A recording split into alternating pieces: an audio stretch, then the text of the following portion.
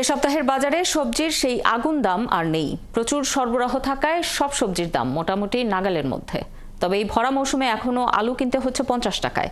চালের দামে অস্বস্তি রয়েছে মানুষের। এদিকে বাজারে গত সপ্তাহে মুরগির বাড়তি দাম এখনো কমেনি।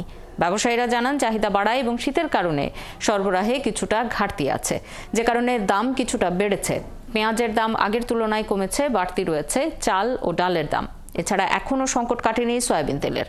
এছাড়া গরম মশলার দাম বেড়েই যাচ্ছে। ব্যবসায়ীরা বলছেন, জিরা, এলাচ সহ কোনো মশলার দাম আপাতত কমার কোনো সম্ভাবনা দেখা যাচ্ছে না। ছুটির দিনের বাজারের খবর জানাতে রাজধানীর কারওয়ান বাজার থেকে যোগ দিচ্ছেন সহকর্মী ফয়সাল রয়েল। রয়েল, সবজির দাম কেমন দেখছেন এবং প্রান্তিক পর্যায়ে দাম পাচ্ছেন না কৃষক, অথচ রাজধানীতে দাম অনেক বেশি সবজির। এই বিষয়ে বিক্রেতারা কি কারণ দেখাচ্ছেন? আসলে শাওন, আপনি একদম ঠিকই বলেছেন।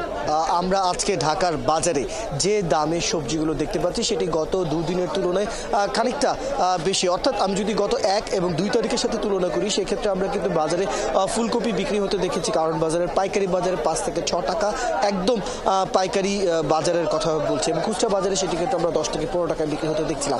আজকে কিন্তু সেই ফুলকপির দাম খানিকটা বেড়েছে। আমরা দেখেছি ফুলকপির দামই আগে যেটি 15 টাকা ছিল, আজ সেটি আপনি 16 বা 17 টাকার মধ্যে বিক্রি হতে দেখছেন, এবং বড় আকারের ফুলকপি আমরা 20 টাকা প্রতি পিস আসলে বিক্রি হতে দেখছি।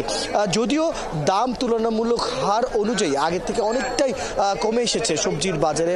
সবজিগুলোর দাম মূলত শীতের মৌসুমের আগাম সবজি আসা শুরু করায় এবং এই সবজিগুলো পুরো দমে বাজারে আসা শুরু করে। এখন কিন্তু প্রচুর সরবরাহ রয়েছে এবং সরবরাহ বাড়ার সাথে সাথে কিন্তু আমরা দেখতে পাচ্ছি দামের ক্ষেত্রে দামও খানিকটা কমতির মধ্যেই রয়েছে। কিন্তু এখানকার বিক্রেতারা বলছেন, যতই দাম ঢাকার মধ্যে আমরা দেখি না কেন, কৃষক বা প্রান্তিক পর্যায়ে যারা কৃষক রয়েছে, আসলে মূলত যারা উৎপাদন করে থাকেন তারা কিন্তু সেই দাম কিন্তু আপনারা পাচ্ছেন না। ঢাকার বিভিন্ন, আমরা যদি ঢাকার বাইরে অর্থাৎ যেখানে মূলত এগুলো উৎপাদন হয়ে থাকে সেখানে যদি দেখি, সেখানে কিন্তু আমরা ফুলকপি 4 থেকে 5 টাকা, মানিকগঞ্জের বাজারের উদাহরণই যদি দিই, সেখানে কিন্তু আমরা 4 টাকা, 5 টাকা, 6 টাকা করে আমরা ফুলকপি বিক্রি হতে দেখেছি আজকের সকালের বাজারেও। যদিও সেটি ঢাকার বাজারে আমরা বিক্রি হতে দেখছি 15 টাকা, 20 টাকা দরে। এই যে মাঝখানে এতগুলো দাম বেড়ে যাওয়ার যে প্রসঙ্গ, যেখানে প্রায় 3 গুণ দাম বেড়ে যায় শুধুমাত্র উৎপাদক থেকে খুচরা পর্যায়ে বাজারে আসতে, সেখানেই আসলে মধ্যস্বত্বভোগী আছে, তারাই এই সুবিধাগুলো আসলে ভোগ করে।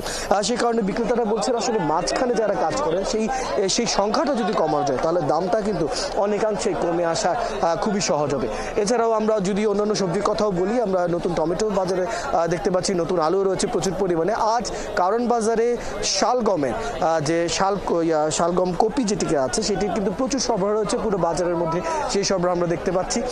এবং শালকপির যে দাম, সেটি কিন্তু আমরা একদম সর্বনিম্ন 7 টাকা কেজি দরে আমরা দেখেছি, এবং সর্বোচ্চ আমরা 15 টাকা কেজি দরেও কিন্তু বাজারে বিক্রি হতে দেখছি। মান, আকার এবং যদি কোয়ালিটি সেটি বিচার করি সেই ভাগে, সেই ক্ষেত্রে এবং ক্রেতারাও কিন্তু প্রচুর সবজি কেনাকাটা আমরা করতে দেখছি। প্রচুর সবজির ক্রেতা বাজারে আজকে রয়েছেন এবং তারা কিন্তু নানা ধরনের সবজি আসলে প্রতিনিয়তই কিনে বেড়াচ্ছেন এবং তারা বলছেন দাম আসলে। খবর রাখতে থাকুন।